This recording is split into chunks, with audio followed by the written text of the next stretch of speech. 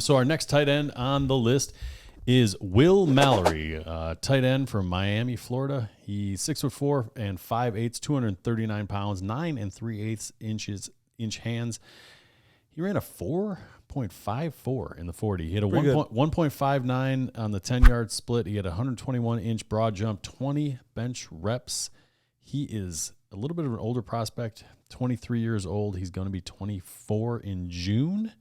And last year, in 12 games, he had 42 receptions, 538 yards, and 3 touchdowns.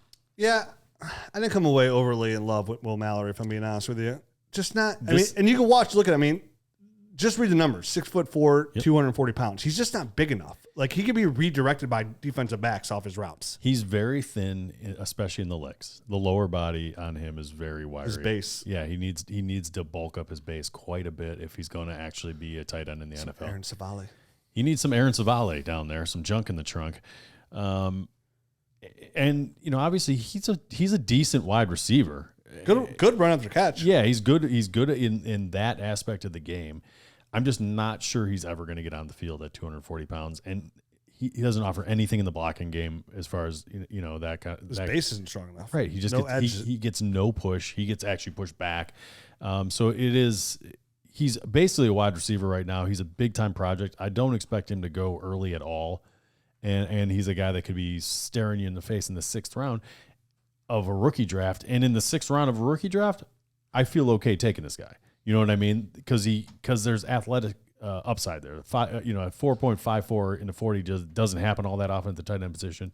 He's not overly twitchy or anything like that. I do feel like he's a little bit more straight line-ish speed. I think that goes kind of back to his long, slender legs.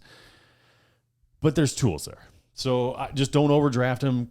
Don't fall in love with his 40 or anything like that and take him too early. If he's there in the 6th round, I feel okay taking him because I think there's some upside there. Yeah. If he develops, it's a big if. He's a nice bottom stash. Pull him in your taxi squad for 2 years, see what happens, see if we could put some junk in the trunk. Because he is a solid receiver. He adjusts the ball well. He's good straight line, fast, good with the ball in his hands as well. Yeah. But it's just about everything up into that point. Like, that's a lot of these players. See, the problem is definitely the tight end position.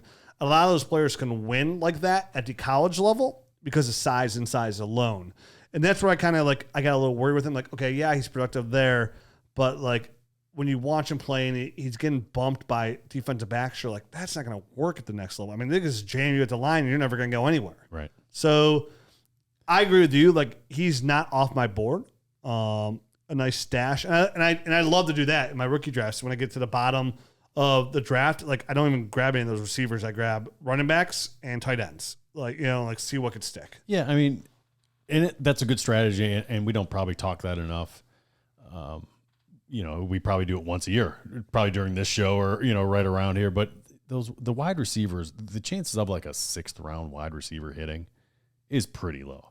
But you see running backs hit, and you see guys come out of nowhere at the tight end position. So those are kind of the better positions to kind of target late in your drafts because it just has a higher chance of actually hitting. And definitely the way the NFL is moving, we said earlier in the show, 12 personnel and going that route. So with more opportunity for these guys and the fact that they're looking for more athletic guys where now you can have a blocking tight end and an athletic guy where they want to go out and run routes, that's where somebody like Will Mallory will come in and win. If you can find that role, but you're probably looking at more so if you draft him 2025 to really know if you have anything in a guy like Will Mallory. And the bummer about him is he's already kind of old. He's already kind of old.